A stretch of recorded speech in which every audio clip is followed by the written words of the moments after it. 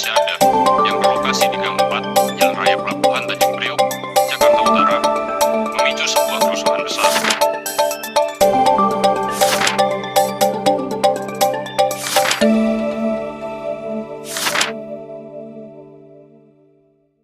Assalamualaikum warahmatullahi wabarakatuh.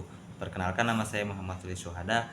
Pada kesempatan kali ini saya akan membahas tugas saya mengenai mata kuliah Hukum Hak Asasi Manusia, yaitu suatu tragedi tentang Tanjung Priuk atau bisa disebut tragedi Tanjung Priuk pada tanggal 12 September.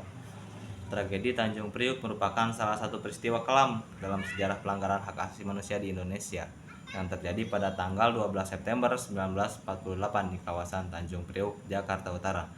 Ketika aparat militer menembaki warga sipil yang sedang melakukan aksi protes, ratusan orang menjadi korban dan sebagian besar merupakan masyarakat sipil yang tidak bersenjata. Peristiwa ini mencerminkan ketegangan sosial dan politik antara pemerintahan Orde Baru dengan umat Islam, serta menggambarkan bagaimana kekuasaan pada masa itu dijalankan secara otoriter dan represif terhadap aspirasi rakyat. Tragedi ini bermula dari kebijakan represif Orde Baru yang menyatakan bahwasanya aktivitas keagamaan, khususnya umat Islam, melalui penetapan Pancasila sebagai satu-satunya asas organisasi dan politik sebagaimana diatur dalam Kitab MPR nomor 2 tahun 1983. Kebijakan tersebut menimbulkan kecurigaan bahwasanya pemerintahan berupaya mengebiri peran agama dalam kehidupan bernegara. Ketegangan meningkat setelah terjadi insiden kecil di Masjid As-Saadah, Koja, ketika seorang aparat militer tidak melepas alas kaki saat memasuki masjid yang bertujuan untuk menurunkan pamflet dakwah yang dianggap bersinggungan dengan pemerintahan. Sikap tersebut dianggap melecehkan tempat ibadah dan juga memicu kemarahan masyarakat. Beberapa tokoh ulama seperti Amir Diki kemudian memimpin protes dan menuntut pemerintahan untuk meminta maaf dari aparat. Akan tetapi, tindakan pemerintah justru sangat-sangat represif dengan menangkap beberapa warga yang dianggap provokator. Ribuan massa yang kemudian melakukan long march pada saat malam 12 September yang bertujuan untuk membebaskan mereka.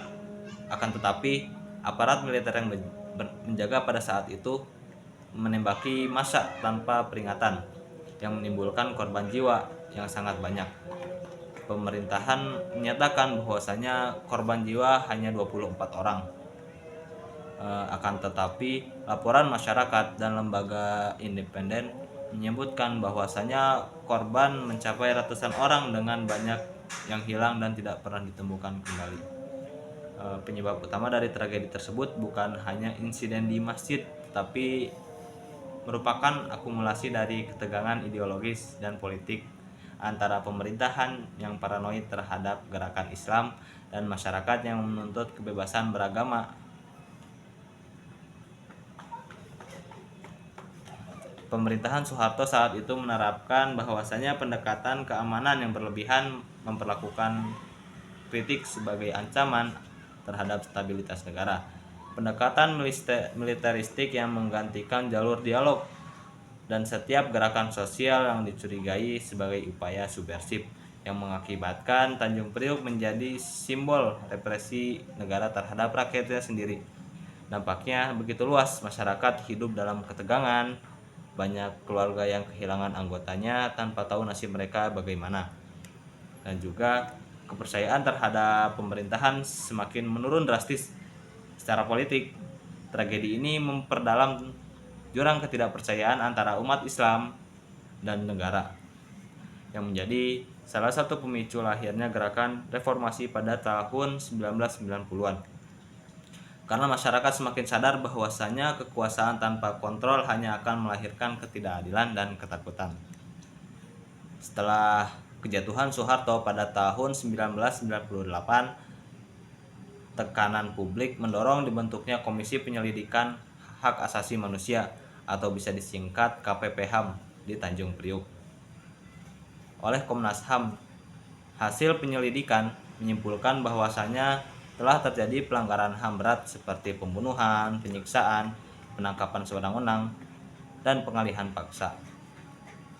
Kasus ini kemudian dibawa ke Pengadilan HAM atau bisa disebut ad hoc pada tahun 2003. Akan tetapi proses hukumnya tidak berjalan adil karena hampir semua terdakwa yang merupakan pejabat militer menengah ke bawah dibebaskan dengan alasan yang kurang bukti, sementara pelaku utama di tingkat tinggi tidak pernah tersentuh hukum. Hal ini menunjukkan bahwasannya sistem peradilan HAM di Indonesia masih sangat-sangat lemah dan belum mampu memberikan keadilan substantif bagi korban. Jika dilihat dari perspektif prinsip-prinsip hak universal sebagaimana tercantum dalam Universal Declaration of Human Rights atau bisa disingkat UDHR tahun 1984, tragedi Tanjung Priuk melanggar berbagai hak asasi manusia seperti hak untuk hidup, pasal 3 UDHR, hak kebebasan berpendapat, hak berekspresi, hak untuk tidak disiksa atau diperlakukan secara kejam, dan juga hak pengadilan yang adil. Penembakan terhadap warga sipil tanpa proses hukum adalah bentuk pelanggaran hak hidup, sedangkan penangkapan dan penyiksaan terhadap warga merupakan pelanggaran terhadap hak atas kebebasan pribadi dan hak untuk diperlakukan secara tidak manusiawi. Dengan demikian, peristiwa ini tidak hanya mencederai nilai-nilai kemanusiaan, akan tetapi sangat-sangat bertentangan dengan norma-norma internasional yang menjunjung tinggi hakikat martabat manusia. Dari perspektif HAM dalam Islam, tragedi ini juga merupakan bentuk pelanggaran terhadap maqasid syariah atau tujuan utama hukum Islam yang meliputi perlindungan atas jiwa, kehormatan, keadilan, dan Islam juga sangat menjunjung tinggi hak hidup sebagaimana ditegaskan dalam Al-Quran surat Al-Maidah ayat 2. Barang siapa yang membunuh seorang manusia bukan karena orang itu membunuh orang lain atau bukan karena membuat kerusakan di muka bumi, maka seakan-akan dia telah membunuh seluruh umat manusia. Ayat ini menunjukkan bahwasanya betapa besar nilai kehidupan manusia dalam pandangan Islam. Dalam hadis disebutkan Nabi Muhammad SAW juga pernah tegaskan bahwasanya seorang pemimpin akan dimintai pertanggungjawaban atas rakyatnya, sehingga tindakan aparat militer yang menembak warga sipil jelas-jelas bertentangan dengan prinsip keadilan dan amanah dalam Islam. Islam menolak segala bentuk penindasan dan penegakan bahwa kekuasaan harus dijalankan untuk melindungi bukan mencelakai rakyat. Dalam aspek aturan hukum nasional, tragedi Tanjung Priuk melanggar beberapa aspek Undang-Undang pasal 28A sampai 28J yang menjamin hak hidup, hak rasa aman, serta kebebasan berpendapat. Selain itu, tindakan aparat bertentangan dengan Undang-Undang Nomor 39 Tahun 1999 mengenai HAM, khususnya pasal 4 yang menegaskan bahwasanya hak hidup dan hak untuk tidak disiksa adalah hak yang sangat-sangat tidak dapat dikurangi dalam keadaan apapun. Berdasarkan Undang-Undang Nomor 26 Tahun 2000 tentang Pengadilan HAM, tindakan pembunuhan massal, penangkapan sewenang-wenang, penyiksaan termasuk dalam kategori hak asasi manusia dan pelanggaran hak asasi manusia sangat berat. Sebagaimana diatur dalam pasal 7 dalam KUHP, tindakan tersebut melanggar pasal 388 mengenai pembunuhan, pasal 340 mengenai pembunuhan berencana, pasal 333 tentang perampasan kemerdekaan. Selain itu, tindakan represif aparat juga bertentangan dengan pasal 1 ayat 3 Undang-Undang Dasar 1945 yang menegaskan bahwasanya Indonesia adalah negara hukum, di mana hukum seharusnya menjadi pelindung rakyat, bukan menjadi alat kekuasaan untuk menindas. Adapun faktor-faktor penyebab tragedi tersebut dapat dianalisis dari beberapa aspek, yaitu aspek politik, aspek sosial, aspek keagamaan. Secara politik, pemerintahan Orde Baru memiliki kekuatan besar terhadap munculnya kekuatan Islam yang dianggap sangat-sangat mencelakakan stabilitas negara. Secara sosial, kebijakan pembatasan kegiatan keagamaan dan pembungkaman aspirasi rakyat menimbulkan rasa ketidakadilan yang mendalam. Dari sisi keamanan, dominasi militer dalam struktur negara membuat penyelesaian masalah sosial selalu dilakukan dengan pendekatan yang militeristik, bukan dialog. Faktor-faktor inilah yang menjadi berhubungan dengan akhirnya munculnya tragedi berdarah yang menodai bangsa Indonesia. Dampaknya tidak hanya ada terhadap korban atau keluarganya, akan tetapi terhadap reputasi Indonesia di tingkat nasional, karena negara ini dianggap gagal dalam menegakkan prinsip-prinsip hak universal yang dijunjung tinggi oleh masyarakat global.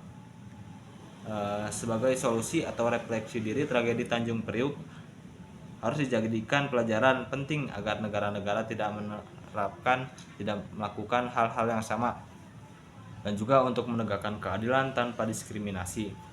Dan pemerintahan juga perlu untuk melakukan rekonsiliasi nasional yang sejati, memberikan kompensasi terhadap korban-korban serta keluarganya, dan memastikan pelanggaran HAM tidak terjadi lagi, serta pengadilan HAM berjalan dengan independen. Lembaga internasional seperti PBB juga harus mendorong agar kasus serupa tidak ditutup oleh impunitas. Dalam konteks etika universal dan moral Islam, penangkapan dan perlindungan martabat manusia merupakan kewajiban moral yang tidak dapat ditawar pemerintahan. Masyarakat dan lembaga hukum harus bekerja sama untuk menegakkan kebenaran dan memastikan bahwasannya kekuasaan dijalankan sesuai dengan nilai-nilai kemanusiaan. Tragedi Tanjung Priuk bukan hanya sekedar catatan dalam masa lalu, akan tetapi sebagai pengingat agar bangsa Indonesia senantiasa menjaga kemanusiaan dan menolak segala bentuk kekerasan. Mengatasnamakan negara hanya dengan menegakkan keadilan dan juga kebenaran, luka sejarah ini dapat benar-benar disembuhkan dan Indonesia dapat melangkah maju sebagai negara hukum yang menjunjung tinggi hak asasi manusia. Mungkin sekian dari saya, kurang dan lebihnya mohon maaf. Assalamualaikum warahmatullahi wabarakatuh.